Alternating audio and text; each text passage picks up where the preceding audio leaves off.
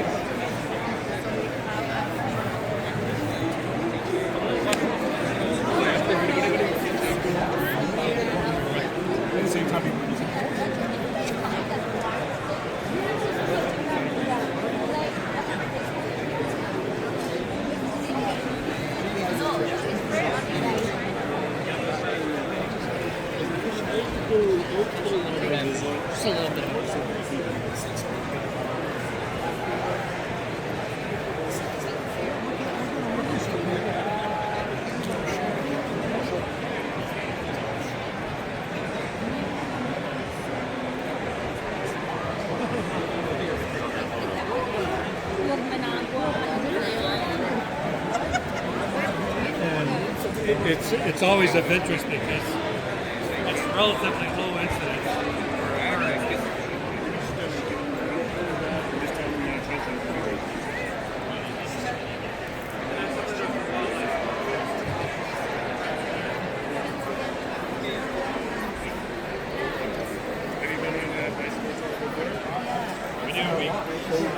He wanted me to come over and help him out, but he says, while you're over there, you can do a safari or something else. Yeah, they want to actually, I think they want to remember it.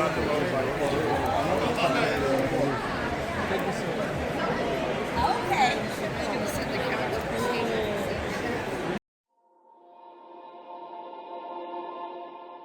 So what if I told you that there is a country where you can stand on the equator in the morning, you can track wild mountain endangered gorillas by midday, and you can see snow-capped mountains by sunset.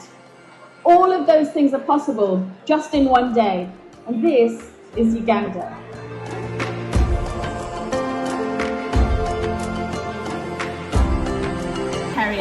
I started out from an unfinished basement with no money, recently widowed, and 4 young children. I had 2 children. One of them is right there actually filming at the moment, and she was a 2-year-old at the time that her father passed away. And we had nothing.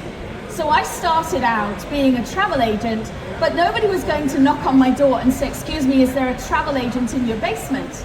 So I had to go out and try to find a way of becoming a travel agent, but without spending too much money. So what I did was, I teamed up with tourism boards, and I would go where they would do these trade shows, and I would stand on their trade show booth, and I would say, "Can I come and stand with you at the trade show booth? Can I learn from you? At the same time, being a registered travel agent, I can take those bookings." And they said, "Yes. And I'll buy you lunch too." And they said, "Yes, you can do that." Like, okay. So I would turn up at these travel shows and I would learn about the Bahamas, about Turks and Caicos, about Kenya, about Tanzania, whatever it was, and I would listen to them talking all day long. But Uganda was never really on my list. And let's fast forward about 10 years, and I've now become the travel expert on Cityline TV. Anybody watch Cityline? Used to watch Cityline? The Cityline's no more. Anyway, I used to be the travel expert for Cityline, and I loved it. It was my favorite gig of my entire life. But again, Uganda was never on my list. I'm not a gorilla trekking person, and you always think gorilla trekking in Uganda. That's what I thought. And somebody once said to me, "Loraine, could you come to Uganda? We'd like to invite you." I said, "Okay, sure, but I'm not going gorilla trekking." And they said, oh no, there's a lot more to this, a lot more that you can see in Uganda than gorilla trekking. So off I went, and I absolutely fell in love with the country. And the first thing that I noticed was the people. The people are the most welcoming and the most friendly, and the culture is interesting, and all of the things about the people. When you arrive in Uganda, you're going to feel really, really safe and welcome. And right now, where can we say that in this world? There are so many places. It seems that the world is shrinking of destinations that we can actually travel to safely, comfortably, and affordably. And so going to somewhere like Uganda, it was just such an eye-opener for me, with the people, the culture, the warmth, and just the whole welcoming vibe that you got when you arrived in Uganda. And it's personal. You know, one of the things that I really love to do when I travel is to immerse into a culture. I love to meet the people. I like the community-led tourism. I love finding the schools. I like going to see the children. And all of this was opportunities available to us as travelers. So I really enjoyed that part of it. So what else can you do? Of course, when you think of Uganda, you think mountain gorillas. You know, there are only 1,000 mountain gorillas left in the world. And some of those are based in Rwanda, but most are actually based in the forests of Uganda. Now, here's the thing. When you go and see the mountain gorillas, you're going to go and support local tourism. You're supporting the people in the community, because what they've done is, years and years ago, there were a lot of poachers, and they would kill the gorillas. This is why they're so endangered. They would kill the gorillas. So what they've done is, they've actually taken these people that were once poachers, and they've given them jobs, and they've given them a way of earning a living. So they've made them into tour guides, and they've turned the community into a community that is benefiting from the conservation efforts of Uganda. So here you have now a community that gets a portion of the fee that you pay to go and see the gorillas, and also the community benefits with the schooling and the tourism and the add-ons that they get from the tourism. So how does it work?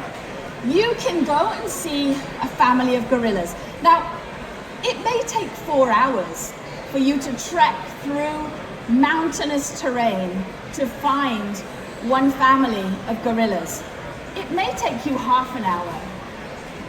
It's just the luck of the draw, because they are wild. This is their habitat, this is where they live, and you don't really know where they're going to be.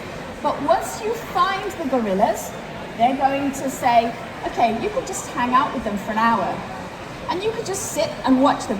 And they're right there, literally right there.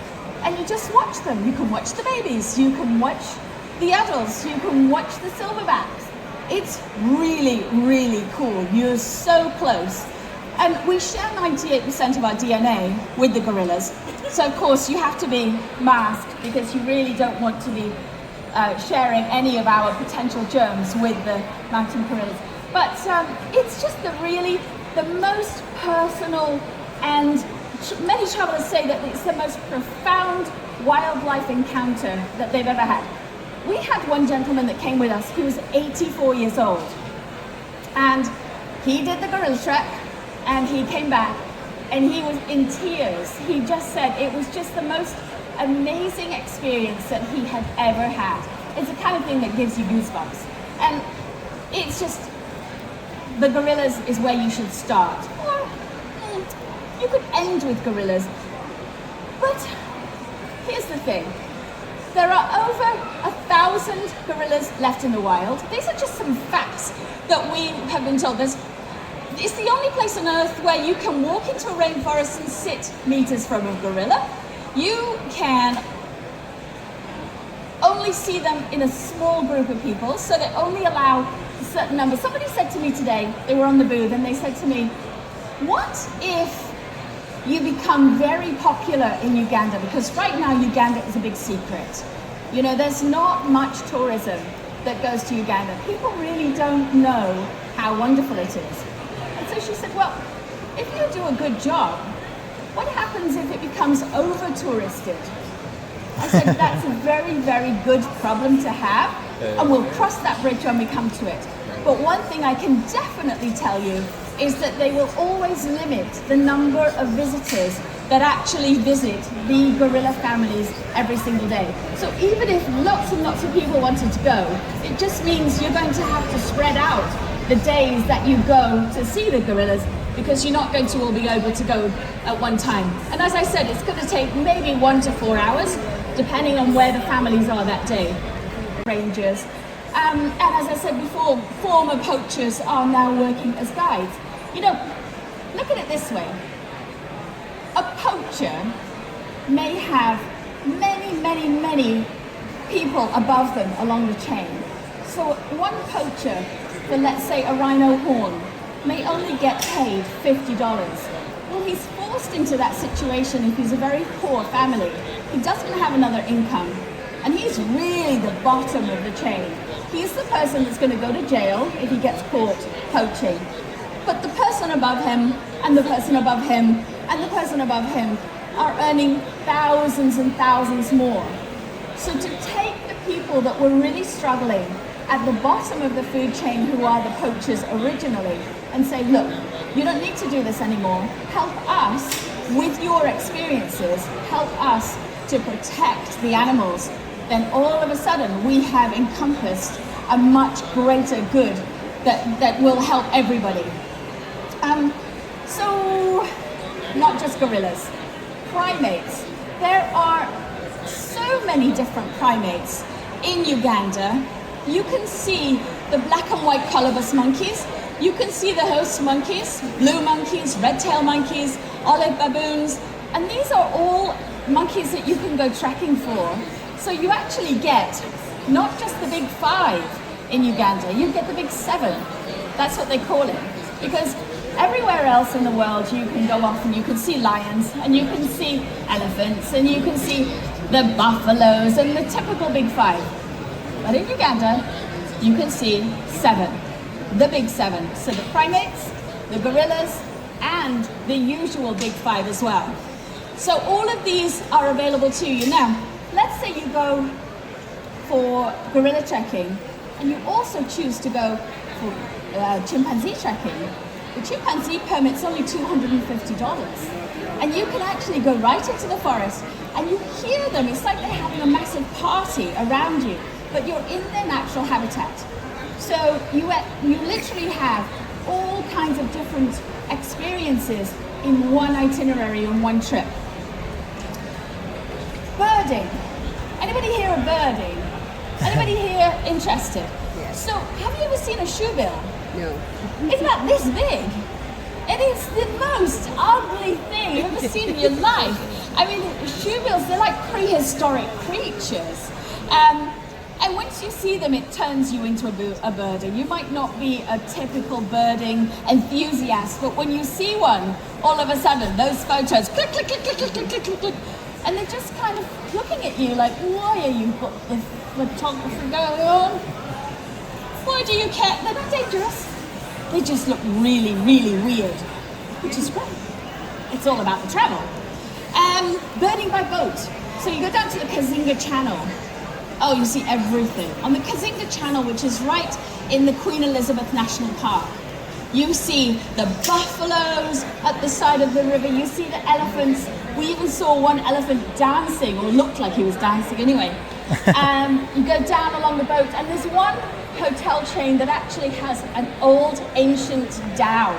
So you can actually go onto the Kazinga Channel. It's owned by Wild Places, and you can literally float down the Kazinga Channel, see climbing a tree, an elephant at the bottom of the tree, lion at the top, just looking around, what's going on, okay, and now we also have the baby wandering around at the bottom as well, and then, and there's a leopard, just wandering through.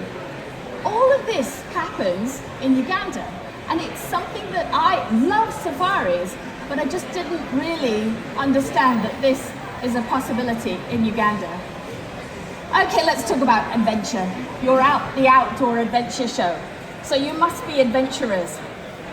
So, did you know that you can actually go whitewater rafting level 5 in Uganda? Yes, you can do all of this. You can bungee jump off into the Nile. Not literally into the Nile, but inches away. I will not be doing that, by the way, just to say. It would not be weird. I will not be doing that.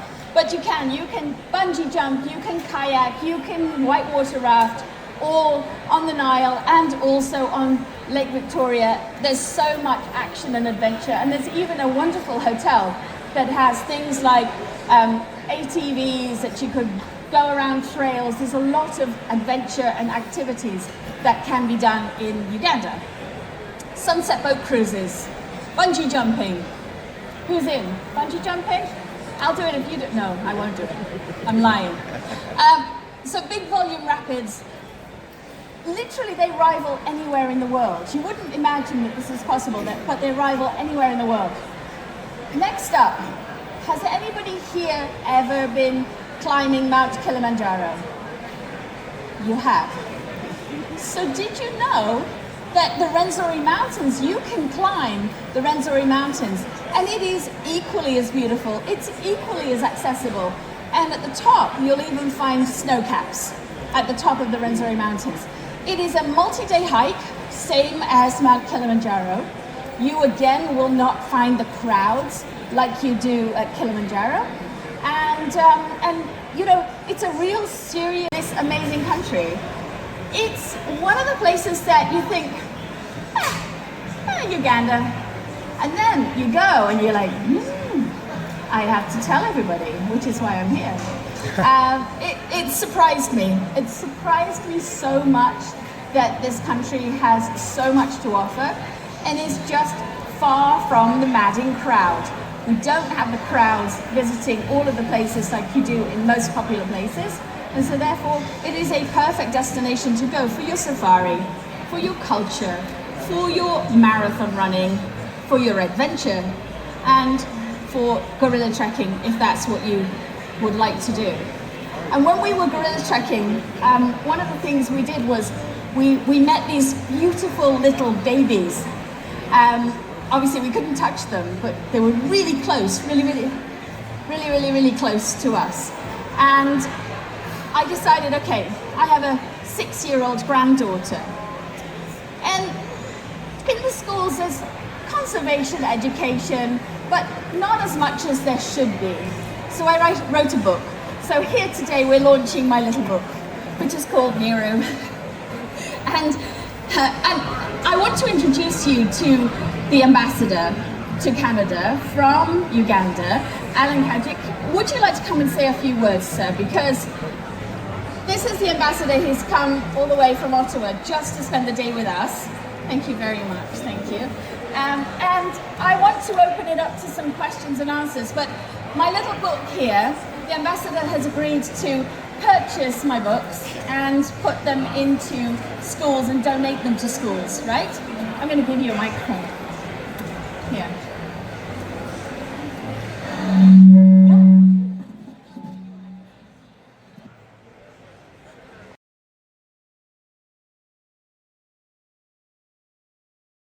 Who, I have to say, I was a little bit nervous of speaking in front of you today because he was visiting just to hear and visit our booth. And I'm really delighted that he did that. And so, Ambassador, would you like to say a few words, please? Yeah, and I want to begin by thanking you for the wonderful presentation you have made. My name is Alan Kajik, and I'm here to tell you that Uganda is gifted by nature. All of you are welcome. Come and visit, not only the gorillas, come and do the safari, and you will enjoy Uganda. Uganda is a peaceful country and very welcoming. I am ready to give visas to anybody who would like to go and do trekking, who would like to go for the marathon, who would like to go and see the birds in Uganda, and even the people. We are very happy people. Can I have the hands of all the Ugandans who are here up? They are right here. Thank you. I have my colleagues from the embassy, and I have my colleague from the community, I want to thank you for coming to listen to Loraine, and you're most welcome to Uganda once again. Does anybody have any questions for us about Uganda? Thank you. Wait, anybody have any questions? Yes, sir. So what's involved in a visa, and do you need to get shots or anything like that? You do need to get a visa, and luckily the embassy. So this booth today is sponsored by the Uganda High Commission. And the Uganda High Commissioner who issues the visas. So if you need a visa, you have their phone number right on the brochure that we gave you, and it's available at our booth, and you're just going to call them, or if you have any issues whatsoever, there won't be an issue, because now we've introduced you to the guys who are going to get the visas for you. You have to have a yellow fever for visiting Uganda, but there are waivers also. I've been to Uganda several times and I haven't had a yellow fever shot. So there are certain times where you don't need to have it. But again, we can help with any of that at all. You can, and we're here. So we have, I'm a TICA registered travel agent, although I don't do it very much, but we do have a lady on the booth who is also a TICA registered travel agent. So she can help you with any tours that you're interested in. We also have my book, if there are any left, because Ambassador is going to buy them and donate them to the schools in Ottawa, and more. I've told him he has to have 24,000. Hey, I'm dreaming. A girl can dream, no? And then if you also stop by our booth, we're giving away an entire year of coffee. So if you just click on the QR code that is at our booth, you can win an entire year of coffee. And trust me, you will never go back to any other coffee after you've been. Oh, it's such good coffee, you know, right? Oh, it's so good. I love Uganda coffee. There won't be any left on Sunday because it will be in my bag. However, we'll deliver it straight to your door. So come by our booth and pick that up. And it's the QR code's super easy. So, and if you would like any information about traveling to Uganda, we're more than happy to help with that too. You can just give us a call or leave us your email, and we'll reach out and let you know how we can help. Do you have a question, ma'am? No. Oh. Does anybody have a question? Yes. No, you cannot fly directly from Toronto, but there are very good connections. So there are a couple of connections that I would recommend from Toronto. One would be Ethiopian Airlines, a very, very good airline, and they connect via Addis Ababa, and super easy, straight into Entebbe, very easy to get to. The other one is to go via Amsterdam, and then again straight over into Entebbe, and that is on KLM. So those are my two favorites.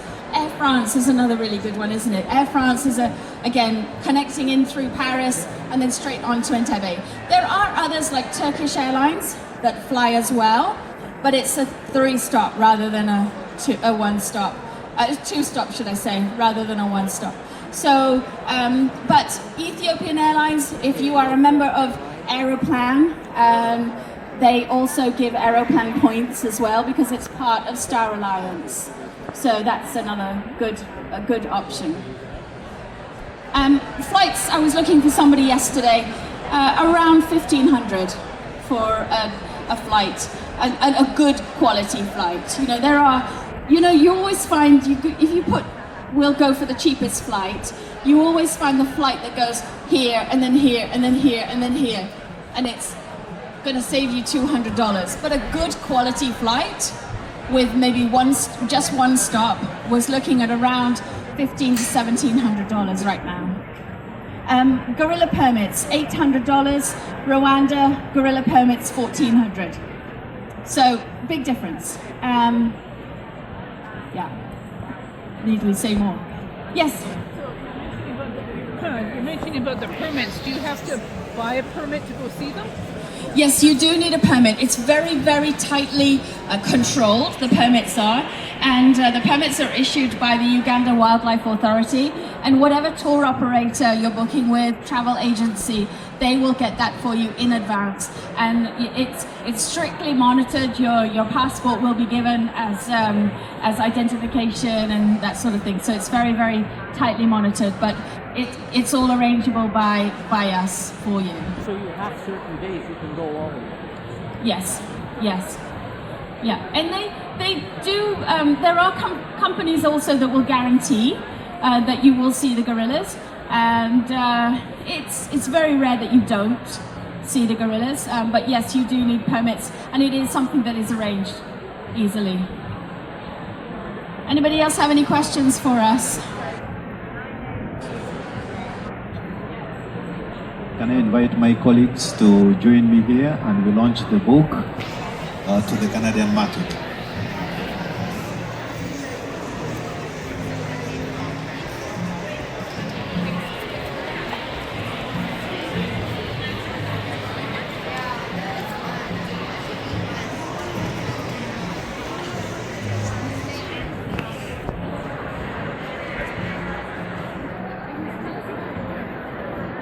Agnes, tell us about your costume that you're wearing, because it is a traditional costume. Can you tell us? Greetings, participants. What I'm putting on is from the central Uganda. It's called the Gomesi. It is in central Uganda, yes. You know, Uganda is gifted by ethnicity, 54 ethnic groupings, each one with its own culture, its own dressing, its own food, its own music, dance and drama. So it's very beautiful. So this is ceremonial dress. Thank you. And I am wearing one too, you can see. It's also a ceremonial shirt. And I therefore would like to take this opportunity to launch this beautiful book. My name is Nero and this is my forest. I therefore declare this launched in the Canadian market. Thank you.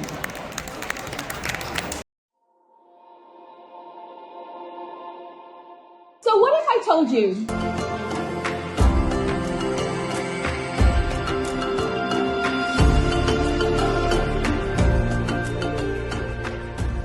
Uganda is gifted by nature. All of you are welcome. Come and visit not only the gorillas, come and do the safari, and you will enjoy Uganda. Uganda is a peaceful country and very welcoming. Excellent presentation. Great to hear about all of the experiences in Uganda. Certainly the gorilla trekking would be a highlight of any experience in Uganda. Having been there myself 2 years ago, it's definitely a once-in-a-lifetime experience.